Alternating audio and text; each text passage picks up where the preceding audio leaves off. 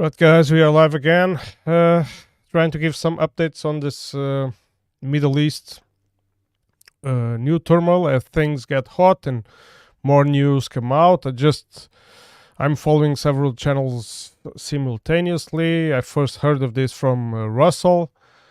He mentioned this capture of an Israeli officer, and now we have more news.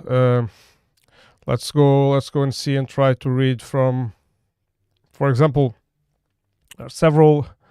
There's a Telegram channel, Boris Rosin, where it's Hamas claims to have captured Sderot, several villages, up to 80 prisoners of war, and more than 50 armored vehicles, not counting other trophies. And so, yeah, this is big. This is big. I mean, Israel is advancing deep into the territory, and I think I have the feeling that Israel has this a little bit out of control right now. They were caught by surprise. I mean, they are bombing. There are images of their destroying infrastructure. We don't know exactly what infrastructure is this. We see bombing of high buildings in Gaza Strip, but we also see a lot of images of groups of Hamas fighters running amok in the kibbutz in Israeli territory. Some graphic images of them picking on everyone they find, civilians, and I mean, pretty much every Israeli they find. Let me bear this in mind and point this out that I am not sure of the veracity of these images. We have to be careful when this kind of things arise, that sometimes both propaganda machines on both sides start working, and they want to paint a picture. And so I'm hearing accounts of very bad deeds on the Hamas part, but we know the history, what Israel has been doing to Palestinian civilians throughout many years now, so we really don't know. The thing is that these videos are put out immediately to spark a reaction, an emotional reaction, and to galvanize support for one cause. Let's bear this in mind, but it doesn't look good. Also, Biden condemns attacks by Hamas against Israel. One can read in AP News. President Joe Biden has condemning the appalling, in his words, appalling assault against Israel by Hamas terrorists from Gaza, and says he's spoken with Israeli Prime Minister Benjamin Netanyahu. Biden says in a statement released by the White House that he told the Israeli leader that we stand ready to offer all appropriate means of support to the Israeli government and the Israeli people. Let's remind that Israeli has called reservists. This means something very seriously. I mean, this is there is a map put out by Colonel Kassad. I don't know if you let me see if I can show you here.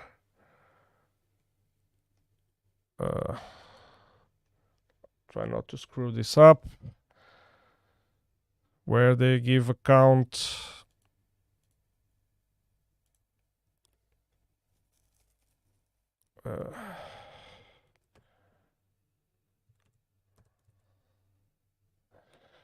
Right. Just a sec.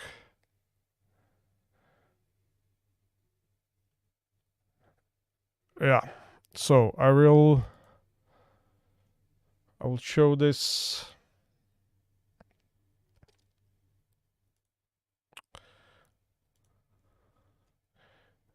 It's a GIF, so let's see if I can pull this here, because I'm using the side tabs on.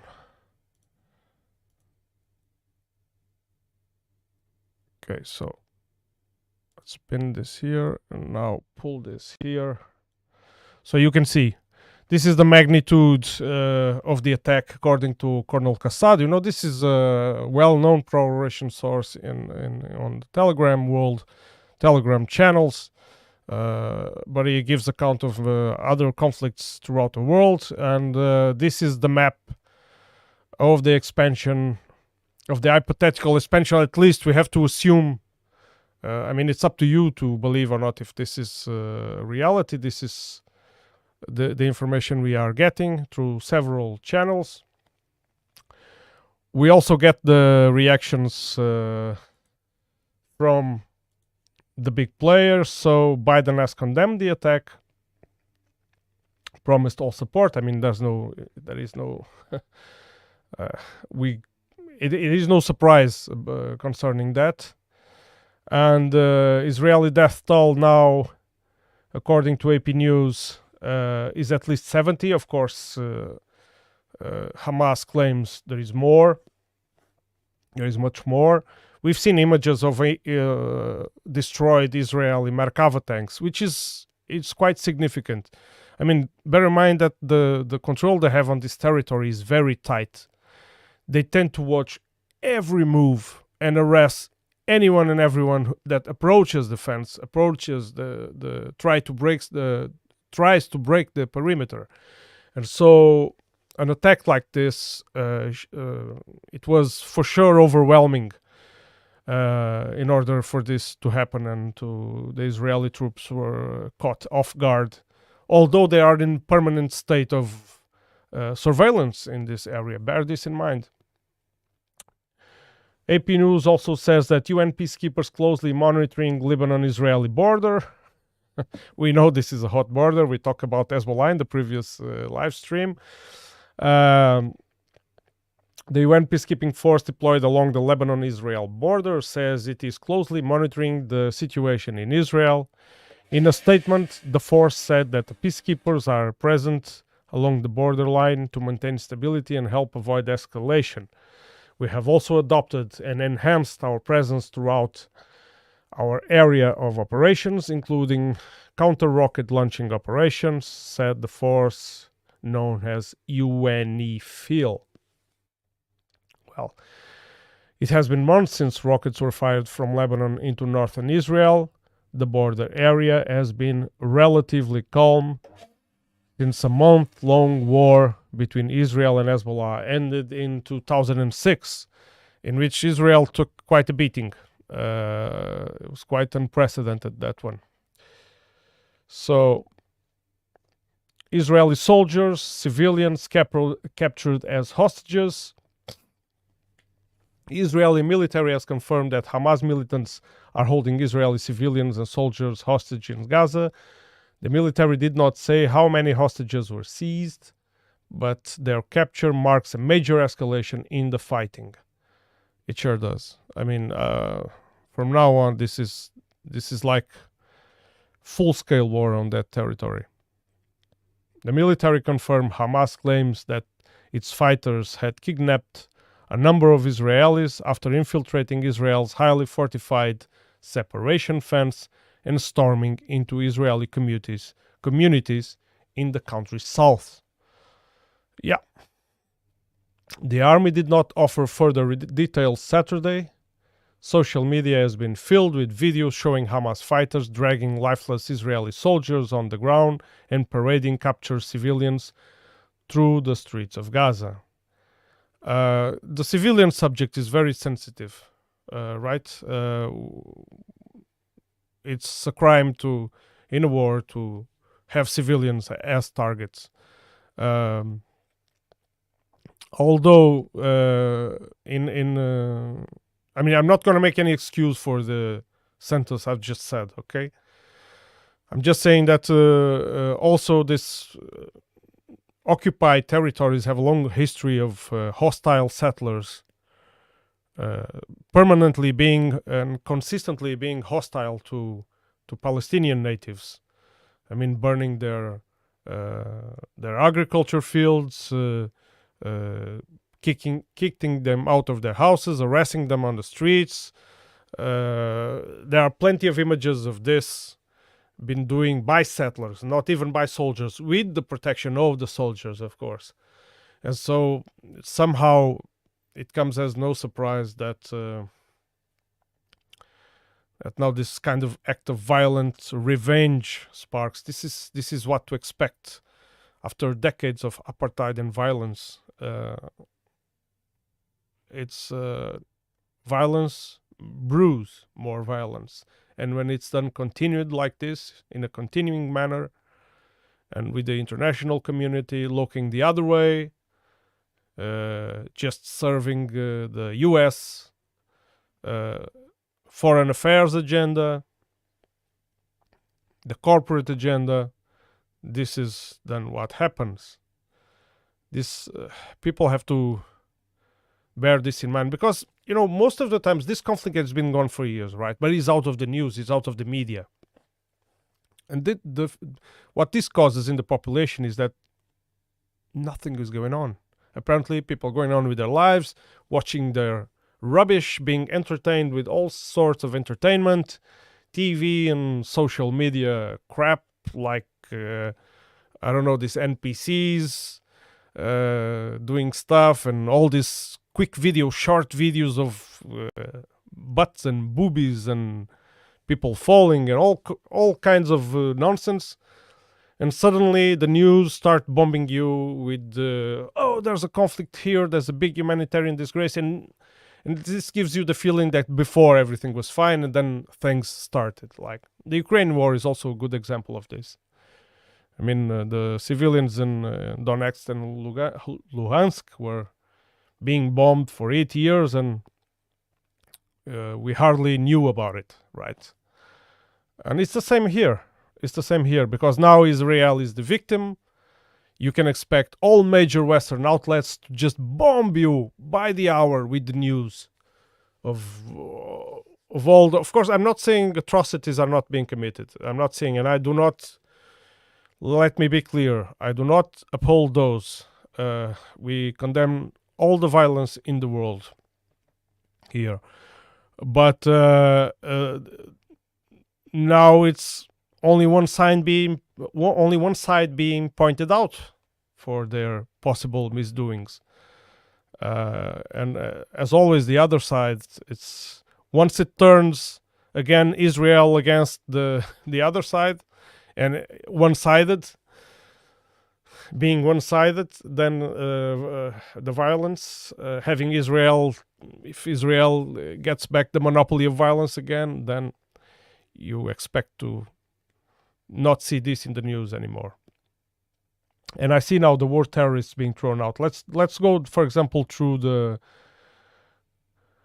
tweet, random tweets. This page gives account of Israeli air defenses. I mean, I'm going to skip if some images, explicit images of violence will appear. Don't expect me to show you like bodies or stuff like this. So this gives account of Israel is destroying infrastructure of Hamas in Gaza Strips. We really don't know what they are attacking.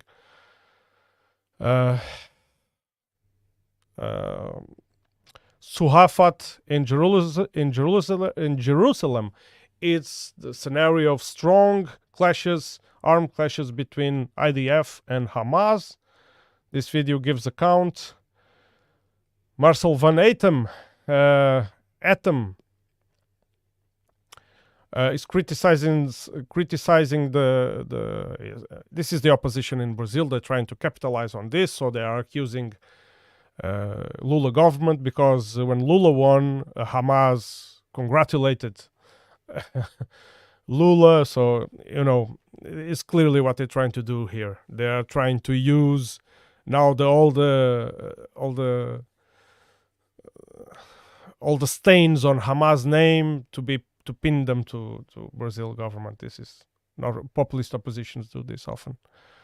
Okay, this is images of Hamas attacks being destroyed by Israel. That one I will not show. The next one I will not show as well. But in this one says, in response to the attack in Tel Aviv by Hamas. Netanyahu declares war in Gaza Strip with air bombing, massive air bombing. The UN Security Council, presided by Brazil, should get together tomorrow to discuss this conflict. I hope they do. I hope they put a quick ceasefire to it.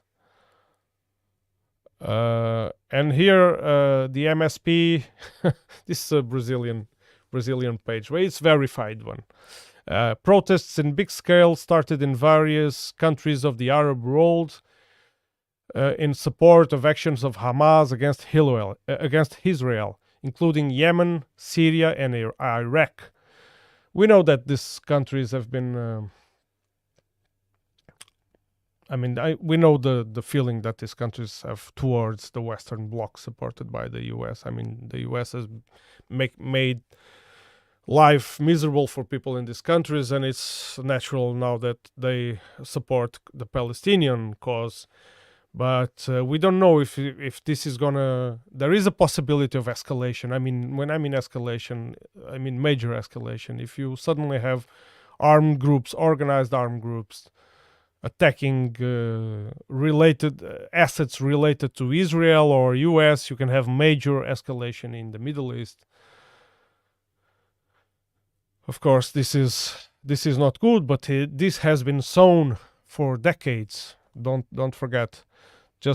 I'm not going to show that one.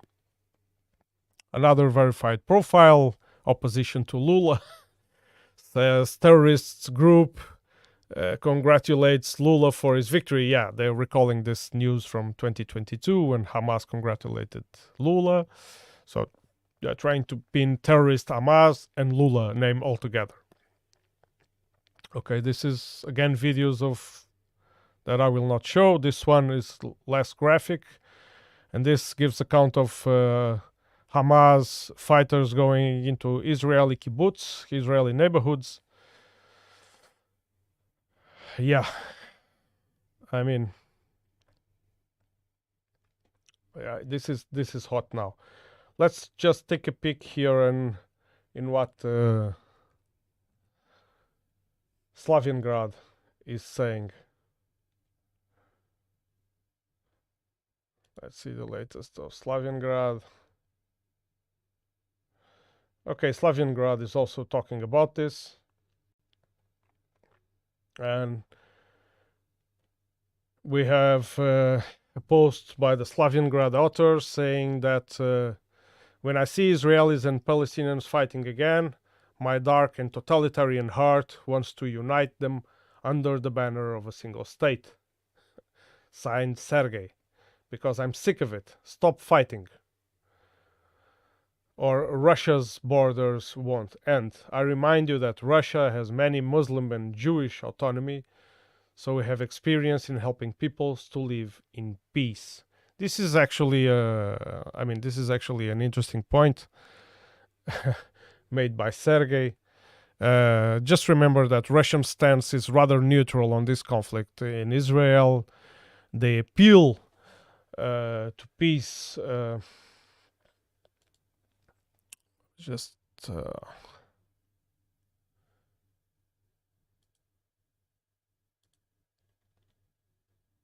Okay, so yeah. So let's see what Russia says. Netanyahu promised to exact a huge price from Hamas. Of course, revenge from Israel is going to be quite brutal. The White House condemned, and Russia says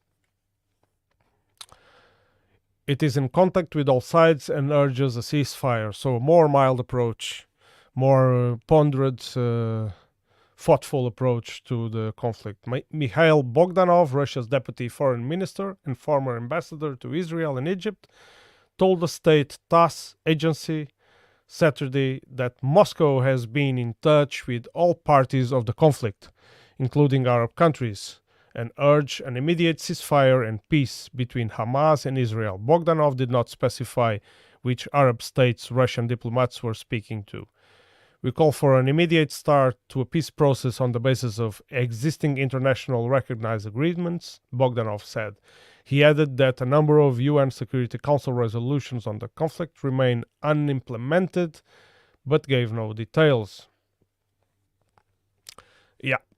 UN human rights. We know how it goes with implemented agreements, at least with the fulfillment of disagreements by the Western side. Forgive my taking part on my one-sided comment on this, but it's true. We have the same on the Minsk agreements. We know where it led to. This urge of violence to spark violence is I lose, especially when I'm speaking in English, I lose my vocabulary when I have no words to describe it. UN Human Rights Chief calls for an end to violence. So the UN Human Rights Chief says he's shocked and appalled by the firing of large numbers of rockets at Israel and the death of at least 22 people in the country. Volker Turk called for an immediate end to violence, appealing to all sides and key countries in the region to de-escalate and avoid further bloodshed. Turk said in a statement released in Geneva that he is also deeply concerned at the reports that Israeli civilians have been taken hostage. Yeah, we condemn that here too. But if an agreement, a ceasefire agreement, is to be implemented, please let it be fulfilled. Let it not die on the beach. Let the Israeli harassment of Palestinians stop as well. That must be condemned as well. He added, I note also that Israeli forces have responded with airstrikes into the densely populated Gaza Strip, reporting killing at least 5 people. I call on them to take all precautions to avoid civilian casualties there. I mean, yeah, he says it all in this paragraph, doesn't it? I mean, they have bombed indiscriminately Gaza before. And now they have a casus belli, right? They have a reason to do it. They have a motive. So, of course, they're going to respond. They're not going to look where the civilians are. I mean, it's pretty much an open-air prison, so... And they have showed before that they have no regard for these people's lives, so why would they have now, right? This is just pitiful.